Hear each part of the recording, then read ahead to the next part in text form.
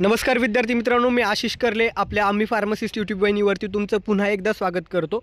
आज आपण या ठिकाणी फर्स्ट इयर बी फार्मसाठी फार्मास्युटिक्स हा जो सब्जेक्ट आहे त्यामधलं जे पहिलं युनिट आहे ते आपण स्टार्ट करतोय। या ठिकाणी काही महत्त्वाच्या गोष्टी लक्षात घ्या। पहिल्या युनिटमध्ये फर्स्ट जो टॉपिक दिला आहे ज्यामध्ये हिस्टॉरिकल बॅकग्राऊंड आणि डेव्हलपमेंट ऑफ फार्मसी प्रोफेशन हा जो पार्ट आहे त्यामधला हिस्टॉरिकल जो पार्ट आहे तो तुम्हाला वाचून समजू शकतो आणि त्यावरती असा स्पेसिफिक क्वेश्चन न विचारता ब्रॉडली क्वेश्चन विचारला जातो। शॉर्ट नोट वगैरे हिस्टॉरिकल बॅकग्राऊंडवरती लिहा आणि स्पेशली जर काय विचारलं तर या ठिकाणी history of pharmacy profession in India हे विचारलं जाऊ शकतं। त्यानंतर यामध्ये काही पॉईंट आहेत जसं की फार्माकोपिया जो की तुम्हाला ऑलरेडी ॲनालिसिसमध्ये आहे, PIC मध्ये आहे आणि त्यावरती एक कॉमन आपण व्हिडिओ ऑलरेडी बनवलेला आहे, तो पाहिला नसेल तर पाहून घ्या। दुसरी गोष्ट फार्मसी ॲज अ करियर आणि इंडस्ट्री ऑर्गनायझेशन या सगळ्या ज्या गोष्टी आहेत त्यावरती पुन्हा आपण व्हिडिओ बनवू। आज या ठिकाणी अतिशय महत्त्वाचा टॉपिक आपण सुरू करणार आहोत, that is dosage form, introduction to dosage form, classification and definition. हा पार्ट खूप महत्त्वाचा आहे, यावरती तुम्हाला 5 मार्क्स आणि 10 मार्क्ससाठी क्वेश्चन येत असतात, त्यामुळे हा टॉपिक खूप महत्त्वाचा आहे। आपण हा टॉपिक ब्रॉडली आणि इन डिटेल बघणार आहोत। आजच्या लेक्चरला आपण सुरुवात करूया त्यापूर्वी एक छानसा सुविचार, शांततेच्या काळात जास्त घाम गाळाल तर युद्धाच्या काळात जास्त रक्त सांडावं लागणार नाही। याचा अर्थ काय आहे? पुढे तुमच्या ज्या सेमिस्टर एक्झाम असतील किंवा पुढे जाऊन तुम्ही GPAT सारखी परीक्षा देणार असाल तर या सर्व परीक्षांना बराचसा वेळ आहे आणि आत्ता हा तुमच्यासाठी शांततेचा काळ आहे। या काळात जर तुम्ही जास्त अभ्यास कराल तर पुढे तुम्हाला कुठल्याही गोष्टीच्या डिफिकल्टीज येणार नाहीत, त्यामुळे आत्ताचा हा वेळ युटिलाइज करा, चांगल्या पद्धतीनं स्टडी करा। केवळ परीक्षेच्या आदल्या दिवशी वन नाईट स्टडी न करता गोष्टी समजून घ्या, स्वतःच्या ओन वर्डमध्ये लिहा, गोष्टी समजल्या असतील तर स्वतः लिहू शकता। तर लेक्चरची सुरुवात करूया। तर युनिट 1 मध्ये तुमचा सेकंड पॉईंट जो आहे अतिशय महत्त्वाचा, dosage form, type of dosage form, definition of dosage form, अतिशय महत्त्वाचं युनिट आहे, आपण स्टार्ट करतो आज। तर डोसेज फॉर्म काय आहे? Definition, dosage forms are the means by which drug molecule is nothing but API म्हणजेच काय, ॲक्टिव्ह फार्मास्युटिकल इन्ग्रेडियंट। आता API म्हणजे काय असतं? फॉर एक्झाम्पल मी मागे जे बेसिक कन्सेप्टचं लेक्चर बनवलेलं त्यामध्ये देखील सांगितलेलं आहे। फॉर एक्झाम्पल तुमची एखादी टॅबलेट आहे, पॅरासिटेमॉलचं उदाहरण दिलं, पॅरासिटेमॉल अँटीपायरेटिक आणि ॲनाल्जेसिक म्हणजे वेदनाशामक आणि ताप कमी करतं। तर त्यामध्ये जी ॲक्टिव्हिटी आहे ताप कमी करणं किंवा वेदना कमी करणं ही कोणामुळे ॲक्टिव्हिटी होते? त्यामध्ये असणाऱ्या पॅरासिटेमॉलमुळं, त्यामध्ये असणारं ड्रग, त्यामध्ये असणारा तो API त्यामुळं काम होतं आहे। पण त्याची क्वांटिटी काय आहे? कमी आहे। त्यामुळं ते जर तुम्हाला डिलिव्हर करायचं आहे, पेशंटला टार्गेट साईटवरती द्यायचं आहे, बॉडीमध्ये डिलिव्हर करायचं आहे, तर त्यासाठी त्याला साईट ऑफ ॲक्शनवरती पोहोचवण्यासाठी कुठल्या तरी एका वेगळ्या फॉर्ममध्ये बनवणं गरजेचं असतं। ते नथिंग बट काय असतं? Dosage form. So dosage form are the mean by which drug molecule are delivered to the site of action within the body. For example tablet आहे, तुम्हाला ओरली द्यायची आहे, तर ते ड्रग मॉलिक्यूल डिरेक्टली तुम्ही असं पावडर फॉर्ममध्ये आहे तसं देऊ शकत नाही, म्हणून आपण त्याला ओरली द्यायचं आहे तर टॅबलेट किंवा सोल्युशन फॉर्ममध्ये देतो जर पेडियाट्रिक लहान पेशंट असेल तर, लहान मुलं असतील तर, ठीक आहे। आता डोसेज फॉर्मची नीड काय आहे? डोसेज फॉर्म कोणत्या कोणत्या गरजेमुळं आपण बनवतो? नीड काय आहे डोसेज फॉर्मची? काय गरज भासते आपल्याला डोसेज फॉर्म बनवण्याची? तर पहिलं ॲक्युरेट डोस। तर पहा 500 mg पॅरासिटेमॉलची पावडर आहे आणि ती तुम्हाला मोजून द्या म्हटलं तर तशी डिरेक्टली देता येईल का? नाही, पण 500 mgच्या टॅबलेट बनवल्या आपण, त्यामध्ये इतरही कंपोनंट टाकले तर ते ॲक्युरेट डोस देऊ शकतो आपण, जेवढा हवा आहे तेवढा ॲक्युरेट डोस देऊ शकतो। Second thing, protection, that is coated tablet, sealed ampoules. तर हे काय आहे? तर लक्षात घ्या, आपला जो डोसेज फॉर्म आहे किंवा आपण जे औषधं वापरतो, मेडिसिन्स वापरतो, ते काय आहे? वन काइंड ऑफ केमिकल आहे, केमिकल सबस्टन्स आहेत आणि ते बाहेर नॉर्मल वातावरणामध्ये त्या ठिकाणी त्यांची रिॲक्शन होऊ शकते, ते प्रोटेक्टेड नसतात, त्या ठिकाणी त्यांचं डिग्रेडेशन होऊ शकतं, विघटन होऊ शकतं आणि मग त्यामुळं आपण काय करतो? कोटेड फॉर्ममध्ये टॅबलेट बनवतो। त्यामुळं आपला जो API आहे, ड्रगमधला जो कंपोनंट आहे, फॉर एक्झाम्पल पॅरासिटेमॉल हे API झालं, तर बाहेर त्याला कोटिंग केल्यामुळं किंवा त्याला इतर कंपोनंट वापरल्यामुळं त्याचं प्रोटेक्शन होत असतं। Sealed ampoules means what? Ampoule म्हणजे काय आहे? तर तुम्ही जे डॉक्टर आपल्याला इंजेक्शन देतात त्यावेळेस त्यांच्याजवळ ग्लासचं जे एक छोटी ट्यूब लाईक असते, जे ब्रेक करून त्याच्यातून ते सिरिंजमध्ये इंजेक्शनचं लिक्विड घेतात, ते जे त्याला ॲम्प्युल बोलतो। तो एक डोसेज फॉर्मचा प्रकार आहे ॲम्प्युल। जे पॅरेंट्रल गोष्टी असतात जे इंजेक्शन फॉर्ममध्ये दिले जातात ते ॲम्प्युल असतं। Then protection from gastric juice. आता याचा मिनिंग काय आहे? फॉर एक्झाम्पल आता आपण एखादी टॅबलेट घेतो आहे, ठीक आहे. आणि त्या टॅबलेटनं काम कुठं करायला पाहिजे? त्या टॅबलेटनं काम स्मॉल इंटेस्टाईनमध्ये करायला पाहिजे. आता स्मॉल इंटेस्टाईन कुठं आहे? तुमच्या स्टमकच्या पण खाली आहे. मीन्स ते तुमचं मेडिसिन ज्यावेळेस घेणार त्यावेळेस स्टमकचा जो एरिया आहे, जिथं ॲसिडिक pH आहे, जास्त हायली ॲसिडिक कंडिशन आहे, तिथं जर तुमच्या टॅबलेटचं प्रोटेक्शन होणं गरजेचं आहे गॅस्ट्रिक ज्यूसपासून, तर मग काय केलं पाहिजे? तर मग आपण तिथं कोटिंग करतो त्या टॅबलेटला, एंटरिक कोटेड. त्यामुळं काय होतं, ती टॅबलेट स्टमकमध्ये तर जाते पण तिच्यावरती काहीही परिणाम होत नाही आणि स्मॉल इंटेस्टाईनमध्ये गेल्यावरच ती काम करते. तर ही एक नीड असू शकते आपली, म्हणून आपण डोसेज फॉर्म बनवतो. त्यांना मास्किंग टेस्ट अँड ऑर्डर. आता काही मेडिसिन्स अशा असतात की त्यांचा जो स्मेल आहे तो खूप खराब असतो किंवा त्यांची टेस्ट खूप खराब असते. याचं एक्झाम्पल बेस्ट आहे तुमचे ज्या मल्टीविटॅमिन टॅबलेट आहेत. कधीतरी तुम्ही मल्टीविटॅमिन किंवा बी कॉम्प्लेक्सच्या टॅबलेटचा स्मेल घेऊन बघा, अतिशय खराब स्मेल आणि टेस्ट असते. मग अशा मेडिसिनचा तो स्मेल आणि टेस्ट मास्क करण्यासाठी आपण टेस्ट मास्किंग एजंट वगैरे ह्या गोष्टी वापरू शकतो किंवा त्याचा जो स्मेल येऊ नये म्हणून पण करू शकतो. शिवाय आपण काही फ्लेवरिंग एजंट ॲड करू शकतो जर लिक्विड फॉर्म असेल तर. सो त्यानंतर पुढची काय नीड आहे? Placement of drug within the body tissue. आता काही इम्प्लांट्स असतात, काही टॅबलेट अशा आहेत, न्यू हा मॉडिफाईड मॉडर्न ड्रगमध्ये येतं. काही टॅबलेट अशा असतात ना, त्या बॉडीच्या आतमध्ये इम्प्लांट केले जातात, म्हणजे बॉडीमध्ये आत बसवले जातात. काही असे पण गोष्टी आहेत की काही डिव्हायसेस असतात. आता हा इथला पार्ट एक्झॅक्टली येत नाही पण ते त्या रिलेटेड आहे म्हणून सांगतो. आपल्या बॉडीमध्ये SN नोड असतो, सायनो आर्ट्रियल नोड. सिमिलरली ज्यावेळेस त्याचं फंक्शन कमी होतं त्यावेळेस आर्टिफिशियल पीसमेकर आपण बसवला जातो. तर ते काय बॉडी कॅव्हिटीमध्ये ते एक डिव्हाइस टाकतो आहे ना आपण. सिमिलरली काही असे मेडिसिन्स पण असतात की जे स्लोली जर ड्रग रिलीज करायचं आहे तर ते आपल्या बॉडी कॅव्हिटीमध्ये पण बसवले जातात. ठीक आहे. Sustain release medication means what? Sustain release means what? आता काय होतं बघा, काही पेशंट असतात आणि त्यांना आपण कंटिन्युअसली मेडिसिन्स देतो. सकाळी पण एक मेडिसिन खायची आहे, परत पुन्हा दुपारी एक खायची आहे. फ्रिक्वेन्सी मेडिसिनची जास्त आहे, त्यामुळं पेशंट वैतागून जातात. अशा कंडिशनमध्ये आपण काय करतो, त्या पेशंटला एकच टॅबलेट देतो आणि त्या टॅबलेटमधून जो डोस रिलीज होणार आहे तो स्लोली डोस रिलीज होतो. त्यामुळं पेशंटला कंटिन्युअसली फ्रिक्वेंटली सारखं मेडिसिन्स घ्यावी लागत नाही. तर हे आपण मॉडिफाय केले पेशंटच्या नीडनुसार.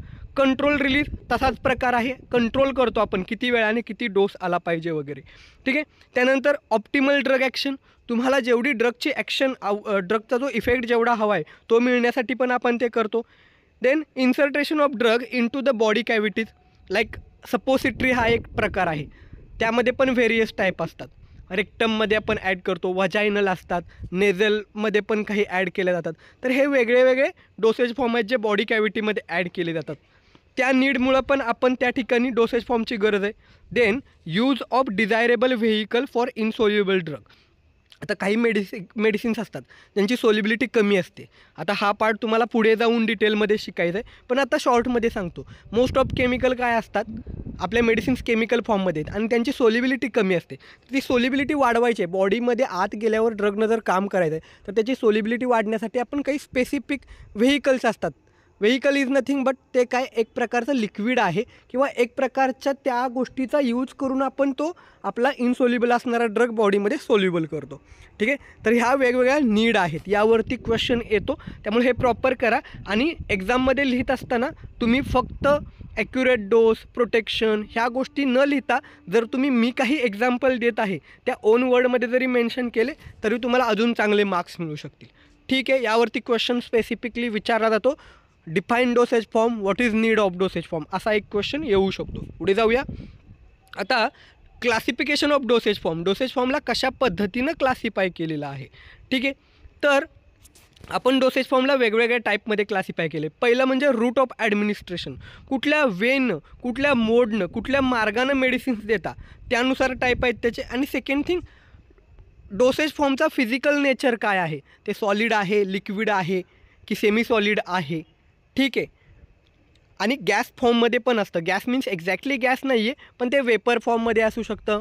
ठीक आहे. आता आपण बघूया रूट ऑफ ॲडमिनिस्ट्रेशन. कुठल्या वेनं देतो त्यानुसार कुठले टाईप आहेत.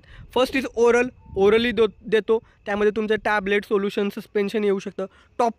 टॉपिकल मीन्स स्किनवरती, बॉडीच्या एक्सटर्नल पार्टवरती अप्लाय करतो. रेक्टल, ज्यामध्ये सपोसिटरीज येतात, रेक्टमच्या एरियामध्ये इन्सर्ट केलं जातं. एनिमा देखील येतो, ते लिक्विड असतं ज्यावेळेस पोट साफ होत नसतं किंवा सर्जरीच्या दरम्यान पण काही सर्जरीमध्ये एनिमा केलं जातो तेव्हा पण रेक्टल रूट आहे तो. पॅरेंट्रलचा मिनिंग काय आहे? पॅरेंट्रलचा मिनिंग हा असतो की त्यामध्ये तुमचा GIT जे आहे त्याचा अजिबात संबंध येत नाही. पॅरेंट्रलमध्ये डिरेक्टली तुम्ही तुमच्या ब्लड स्ट्रीममध्ये मेडिसिन्स देता, इंट्राव्हिनसली तुम्ही जे काही तुमचं मेडिसिन्स आहे ते देतात, ज्यामध्ये मग इंजेक्शन्स वगैरे येतात. ठीक आहे. इन्हेलेशन रूट जे नोज थ्रू नाकावाटे आपण देतो, अस्थमाच्या काही मेडिसिन्स आहेत, त्यानंतर बरेचसे असे मेडिसिन्स आहेत ते इन्हेलेशन रूटनं दिले जातात. ठीक आहे. त्यानंतर आहे ऑप्टॅल्मिक रूट. ऑप्टॅल्मिक इज नथिंग बट तुमचे जे आईज आहेत, डोळे आहेत, तिथून जे दिले जातात तुमचे आय ड्रॉप वगैरे, तर ते त्या ठिकाणी येणार आहे. आणि ऑटिक इज नथिंग बट इयरमध्ये, कानात ज्या काही गोष्टी मेडिसिन्स वापरल्या जातात ते. ठीक आहे. आणि फिजिकल फॉर्मनुसार जे आपण सांगितलं त्यामध्ये तर सॉलिड मगमध्ये तुमच्या टॅबलेट येऊ शकतात. सेमी सॉलिडमध्ये तुमचं ज्या वेगळ्या क्रीम आहेत त्या गोष्टी तिथे येतात. लिक्विड फॉर्ममध्ये मग तुमचं सोल्युशन येतं. तर हे वेगळे टाईप आहेत. यांचे एक्झाम्पल पण लिहिणं महत्त्वाचं आहे. आता अतिशय महत्त्वाचा ओरल डोसेज फॉर्म, जे ओरली दिले जातात, त्यामध्ये पहिला फॉर्म आहे टॅबलेट सर्वांना माहिती आहे. तर टॅबलेट काय आहे? Tablet is nothing but hard Y?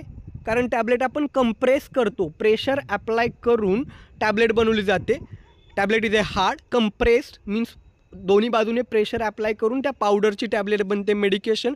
आणि इज इन राऊंड, म्हणजे टॅबलेटचा शेप तुमचा राऊंड असू शकतो, ओव्हल असू शकतो, स्क्वेअर असू शकतो, शेपची असू शकते.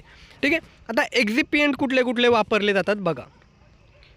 आता मी डिरेक्टली इथं API एक्झिपियंट म्हटलो तर तुमच्या कन्सेप्ट क्लिअर होणार नाहीत, म्हणून काही बेसिक गोष्टी सांगतो. API म्हणजे काय? Active pharmaceutical ingredient. For example paracetamol ताप कमी करतं, तर पॅरासिटेमॉल हे तुमचा ताप कमी करतं आहे, त्यामुळं त्या औषधाचा इफेक्ट होतो आहे, म्हणून फार्माकोलॉजिकली ॲक्टिव्ह सबस्टन्स आहे, त्याला आपण ड्रग किंवा API म्हणतो. आता ड्रग किंवा API सोडून इतर जे कंपोनंट वापरले जातात त्याला आपण काय म्हणू शकतो? एक्झिपियंट म्हणू शकतो. एक थोडंसं फनी उदाहरण वाटेल तुम्हाला, पण देतो, ते सांगितलं तर तुम्हाला छानसं लक्षात येईल. आपण घरामध्ये स्वयंपाक बनवत असताना वेगवेगळ्या प्रकारच्या रेसिपी वेगळ्या रेसिपी बनवत असतो. ठीक आहे. त्यातलं एक उदाहरण घेऊया. समजा आपण भेंडीची भाजी बनवतो आहे, तर भेंडीची भाजी बनवत असताना त्यातला मेन कंपोनंट काय आहे? भेंडी आहे. पण फक्त भेंडीपासूनच भेंडीची भाजी बनते का? त्यामध्ये आपण कांदा, त्यामध्ये चटणी, मीठ हे इतर इन्ग्रेडियंट पण वापरतो, तर ते एक्झिपियंट म्हणू शकतो. आणि तुमची भेंडी मेन कंपोनंट झालं. सिमिलरली ज्यावेळेस एखादा डोसेज फॉर्म आपण बनवतो त्यामध्ये जो फार्माकोलॉजिकल ॲक्शन जो देतो आहे, फॉर एक्झाम्पल त्यामध्ये आपलं पॅरासिटेमॉल आहे जे की फिवर कमी करतं आहे, पेन कमी करतं आहे, मेन ॲक्टिव्हिटी ती आहे. तर पॅरासिटेमॉल तुमचा API झाला, ॲक्टिव्ह फार्मास्युटिकल इन्ग्रेडियंट, किंवा त्याला ड्रग म्हणतो, फार्माकोलॉजिकली ॲक्टिव्ह सबस्टन्स म्हणतो, तो झाला. आणि तो सोडून इतर जे कंपोनंट आहेत, बाइंडर वापरतो, डोसेज फॉर्मची तुमची स्ट्रेंथ कमी आहे म्हणून काही बल्किंग एजंट वापरतो, तर ते झाले तुमचे एक्झिपियंट. ठीक आहे. तर कुठले एक्झिपियंट लागतात तुमच्या टॅबलेटसाठी? One is your binder means what? नावातच मिनिंग आहे. बाइंडर वन, जे अशी गोष्ट जी बाइंड करून ठेवते. ठीक आहे. एखाद्या गोष्टीला बाइंड करून ठेवते. ठीक आहे. त्यानंतर ग्लायडंट काय आहे? Flow aids means what? Glidant. आता आपण टॅबलेट कशाची बनवतो आहे? पावडर ग्रॅन्युअल्सपासून बनवतो. ठीक आहे. मग ती पावडर जी आहे ती प्रॉपरली फ्लो झाली पाहिजे. म्हणजे काय असतं? टॅबलेटसाठी जी मशीन असते, कंप्रेशन मशीन, तिथे वरती हॉपर असतो, त्या हॉपरमधून खाली ज्यावेळेस ती पावडर फ्लो होणार आहे, ती प्रॉपरली पावडर फ्लो झाली पाहिजे, म्हणून यासाठी काय असतं? ग्लायडंट असतो. आता यावरती MCQ येऊ शकतो. बाइंडरचं एक्झाम्पल कोणतं आहे? बाइंडरचं काम काय आहे? सेकंड थिंग, ग्लायडंट काय आहे? ग्लायडंटचं एक्झाम्पल आणि ते फंक्शन काय करतं फ्लो होण्यासाठी. देन लुब्रिकंट काय करतं? दोन गोष्टींमधलं फ्रिक्शन कमी करतं आणि ते सुद्धा प्रॉपर गोष्टी फ्लो होण्यासाठी सुद्धा हेल्प करू शकतो. लुब्रिकंट फ्रिक्शन कमी करतं, कुठलंही लुब्रिकंट असतं ते. ठीक आहे. त्यानंतर डिसइंटिग्रंट काय आहे? आता टॅबलेट आपण हार्ड बनवले, ऑब्वियस आहे ती टॅबलेट हार्ड बनले, बाइंडर वापरला आहे म्हणून ते एका स्टिक झाले, पण ज्यावेळेस बॉडीमध्ये जाईल आणि तिचं फंक्शन करायचं आहे तर ती ब्रेक पण झाली पाहिजे ना. डिसइंटिग्रेट झाली पाहिजे. टॅबलेटचे स्मॉल स्मॉल ग्रॅन्युअल बनतील, स्मॉल पावडर बनेल, बॉडीमध्ये त्याचं सोल्युशन बनेल मग आतल्या ज्या सोल्युशनशी कंबाईन होऊन. तर त्यासाठी आधी ती तुटली पाहिजे बॉडीमध्ये गेल्यावरती, डिसइंटिग्रेट झाली पाहिजे त्याचा मिनिंग. तर त्यामुळं डिसइंटिग्रेटिंग एजंट लागतो. स्वीटनिंग एजंट का लागेल, तर जर तुमच्या टॅबलेटमध्ये जे काही ड्रग वापरला आहे, मेडिसिन API वापरला आहे, त्याची टेस्टच खूप तुमची जर प्रॉपर नाही आहे किंवा त्या ठिकाणी त्याचा स्मेल प्रॉपर नाही आहे, तर flavouring agent, sweetener agent, taste masking agent ह्या गोष्टी आपल्याला यूज कराव्या लागतात. ठीक आहे. काही पिगमेंट आपण वापरतो. Pigment means what, colouring agent काही गोष्टी वापरतो. का, तर ते ॲट्रॅक्टिव्ह दिसलं पाहिजे. आता हे ॲट्रॅक्टिव्ह दिसणं हा पार्ट कुठे इम्पॉर्टंट असतो, जर पेडियाट्रिक डोसेज फॉर्म बनवत असू तर तुम्ही या ठिकाणी बघा, लहान मुलांचे काही सिरप वगैरे असतात, त्यामध्ये आपण काही स्पेसिफिक फ्लेवर वापरतो, ते ॲट्रॅक्टिव्ह दिसलं पाहिजे म्हणून. तर इथे आर्टचा पण रोल येतो आपल्या फार्मामध्ये, जेणेकरून ते मेडिसिन्स खूप ॲट्रॅक्टिव्ह आणि चांगलं बनलं पाहिजे. ठीक आहे. आता टॅबलेटचा पार्ट पुढे कंटिन्यू करूया. आता coating may be applied. Coating काय अप्लाय करत असतो, कोटिंग केल्यामुळं काय काय बेनिफिट होतात. Hide the taste of the tablets component. आता टॅबलेटमध्ये काही API असेल किंवा काही कंपोनंट जे वापरले आहेत, त्यामुळं जर टेस्ट बॅड टेस्ट असेल तर पेशंट ते यूज करेल का, पेशंट कंप्लायन्स मिळेल का, नाही. म्हणून आपण काही स्पेसिफिक टेस्ट मास्क करण्यासाठी कोटिंग अप्लाय करतो. कोटिंग मीन्स वॉट, तुमच्या लक्षात येते कोटिंग मीन्स वॉट, एखाद्या गोष्टीला कोट करतो, बाहेरून आवरण असतं ते. त्यानंतर make the tablet smoother and easier to swallow. आता समजा आपण टॅबलेट स्वॅलो करतो आहे, गिळतो आहे टॅबलेट, ते खातो आहे, ते खात असताना ती प्रॉपर स्वॅलो झाली पाहिजे. अदरवाईज थ्रोटमध्ये किंवा तुमच्या एसोफेगसमधून ती जात असताना तुम्हाला त्रास होऊ शकतो. म्हणून ती जर स्मूद असेल तर ती इझिली स्वॅलो होईल, म्हणून तिला कोटिंग केलं जातं. Then make more. आता इथला पार्ट थोडासा कट झाला आहे, पण याचा असाही एक आहे, जे एन्व्हायरमेंट असतं बाहेरचं त्यापासून पण प्रोटेक्ट करत असतं. तुमचा API आहे त्याला प्रोटेक्ट करण्यासाठी पण कोटिंग केलं जातं. कारण काही काही गोष्टी असतात त्याचं ऑक्सिडेशन झाल्यावरती स्टेबिलिटी कमी होत असते, म्हणून पण कोटिंग केलं जातं. ठीक आहे. आता बकल अँड सबल्युंगल टॅबलेट. आता हा काय पोर्शन आहे बघा. बकल मीन्स वॉट, ह्या कॅव्हिटी आहेत बॉडीमधल्या, बकल अँड सबल्युंगल. आता तुमच्या टंग अर्थात जिभेच्या खाली जो पोर्शन आहे ना, त्याला सबल्युंगल एरिया बोलतो. आणि बकल मीन्स वॉट, तुमचा जो चिक्सचा एरिया आहे, तुमच्या जे टीथ आहेत आणि चिक्सचा गालाचा एरिया आहे, त्याच्या बाजूला ती बकल कॅव्हिटी आहे. तर हा रूट का आपल्याला बघायचा आहे. टॅबलेट काही वेळा इथून का दिल्या जातात, तर बघा, ज्यावेळेस इमर्जन्सी केस असते, अशा कंडिशनमध्ये सपोज तुम्ही टॅबलेट ओरली दिले तर ती तुमच्या स्टमकमध्ये जाईल, मग डिसइंटिग्रेट होईल, मग त्याचं सोल्युशन बनेल, मग त्यानंतर त्याचं मेटाबॉलिझम होईल. मेटाबॉलिझम होतो मीन्स वॉट, आता टॅबलेट म्हणजे काय, कुठला तर केमिकल कंपोनंट आहे आणि तुमच्या बॉडीला वाटतं की तो फॉरेन सबस्टन्स आहे, म्हणून बॉडी काय करते, त्याचं मेटाबॉलिझम करते. आणि ही सगळी प्रोसेस झाल्यानंतर जेवढं मेडिसिन्स तुम्हाला हवं आहे तेवढं शेवटी ब्लडमध्ये पोचत नाही, ज्याला आपण फर्स्ट पास इफेक्ट होतो म्हणतो, की लिव्हरमध्ये जातं, मेटाबॉलिझम होतं, त्यामुळं जेवढं मेडिकेशन तुमच्या बॉडीमध्ये ब्लडमध्ये जाणं गरजेचं आहे तेवढं जात नाही, त्यामुळे तिचा इफेक्ट हवा तेवढा झालेला नाही आहे. तर यामुळं काय आहे, इमर्जन्सीमध्ये ह्या गोष्टी आपण वापरू शकत नाही आहे. मग अशा वेळी काय करतो, ते लिव्हरमध्ये जाऊन जो इफेक्ट होतो आहे तो इफेक्ट आपल्याला बायपास करायचा आहे. मीन्स वॉट, तो होऊ द्यायचा नाही. मग त्यासाठी आपण काय करतो, वेगळे रूट यूज करतो. फॉर एक्झाम्पल आपण पॅरेंट्रली डायरेक्ट इंजेक्शन व्हेनमध्ये देतो. तसाच हा एक रूट आहे सबल्युंगल रूट. सबल्युंगल रूट मीन्स वॉट, तुमच्या बिलो द टंग असा एरिया आहे की तिथून डिरेक्टली तुमच्या ब्लड स्ट्रीममध्ये, रक्तामध्ये काही गोष्टी ॲब्झॉर्ब होऊ शकतात. म्हणून ज्यावेळेस हार्ट अटॅक लाईक कंडिशन असते ना, त्या कंडिशनमध्ये इमर्जन्सीमध्ये पेशंटला नायट्रोग्लिसरीन नावाचं एक मेडिसिन्स आहे, ते तुमच्या बिलो द टंग दिलं जाऊ शकतं. ठीक आहे. आता ते जे फर्स्ट पास इफेक्ट आणि त्याला बायपास करणं याचा मिनिंग काय आहे बघा. ज्यावेळेस आपण ओरली एखादी गोष्ट देतो, जसं मी सांगितलं, तर ते लिव्हरमध्ये जाणार, मेटाबॉलिझम होणार, त्याच्या आधी पण ती डिसइंटिग्रेट होणार, ब्रेक होणार, मग कुठे थोडंसं ड्रग तुमच्या बॉडीत पोचणार आहे.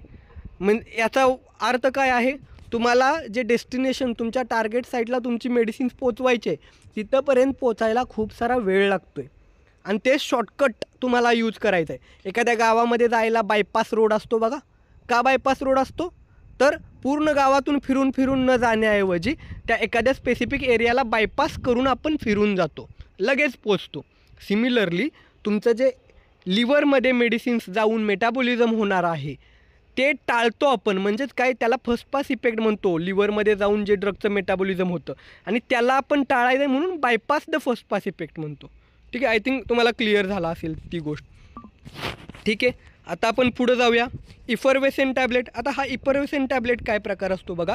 सिट्रिक ॲसिड आणि टार्टारिक ॲसिड सारखे काही कंपोनंट आहेत आणि ही अनकोटेड टॅबलेट असते. अनकोटेड मीन्स तिला कोटिंग केलेलं नाही आणि सिट्रिक आणि टार्टारिक ॲसिड नावाचे कंपोनंट आणि बायकार्बोनेट ह्या गोष्टी त्यामध्ये प्रेझेंट असतात. त्यामुळं काय होतं, ही टॅबलेट जेव्हा वॉटरमध्ये टाकली जाते तेव्हा काय होतं, CO2 रिलीज करतं. याचं बेस्ट एक्झाम्पल मी तुम्हाला सांगू शकतो. जसं इनो जो आहे, इनो ज्यावेळेस तुम्ही पाण्यात टाकता त्यावेळेस इफरवेसेंट बुडबुडे त्याच्यातून निघतात.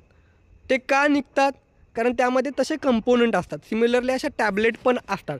ॲसिडिटीसाठी जे काही गोष्टी वापरल्या जातात ना, रॅपिड ॲक्शन द्यावं म्हणून, तर तशा पद्धतीचं हे गोष्ट असते. Chewable tablet means what.